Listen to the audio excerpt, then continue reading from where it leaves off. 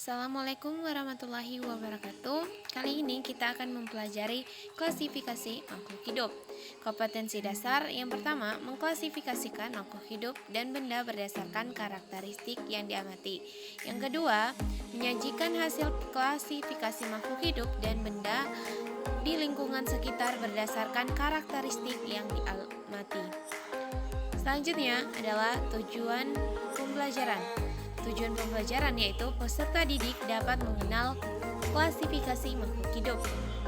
Sejarah klasifikasi. Pada tahun 1735, Carolus Linnaeus itu mengembangkan sistem klasifikasi baru berdasarkan persamaan cirinya, yaitu struktur tubuh, ukuran, warna, dan cara memperoleh makanannya.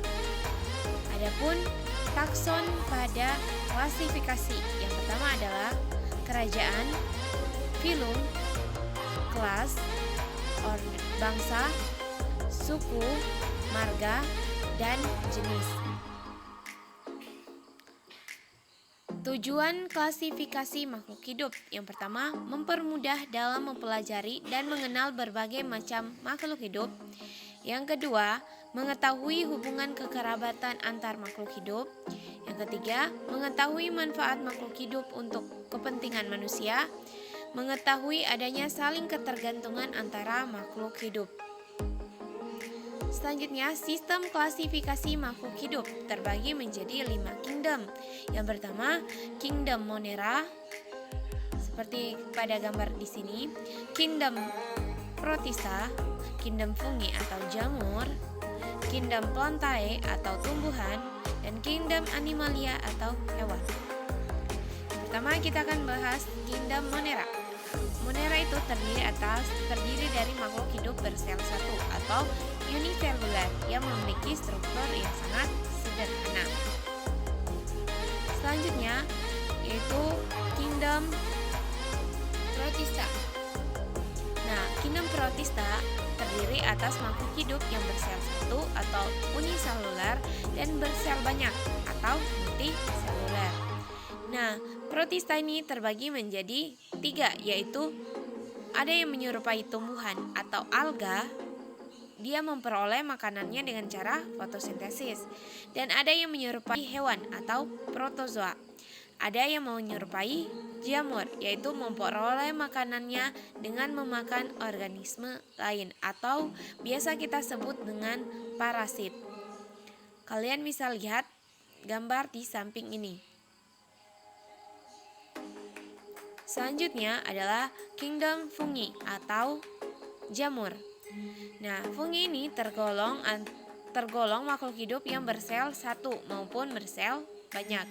Dia bersifat heterotrof. Apa itu heterotrof? Heterotrof adalah mereka tidak bisa membuat makanannya sendiri. Ciri-ciri fungi yang pertama, mempunyai inti sel, mempunyai dinding sel, tidak mempunyai klorofil, tidak mempunyai kemampuan untuk berpindah tempat. Yang keempat adalah kingdom Plantae atau tumbuhan. Mempunyai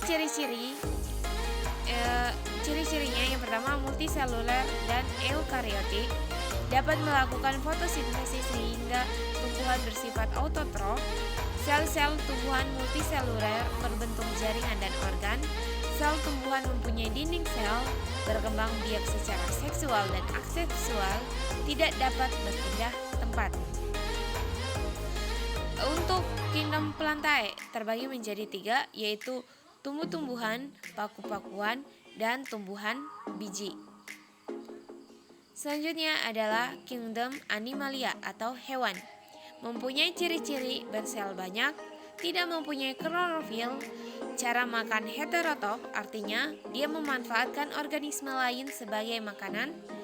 Sel-sel hewan tidak mempunyai dinding sel, mempunyai jaringan yang terorganisasi dengan baik ke dalam organ dan sistem organ, mempunyai kemampuan berpindah dari satu tempat ke tempat lain.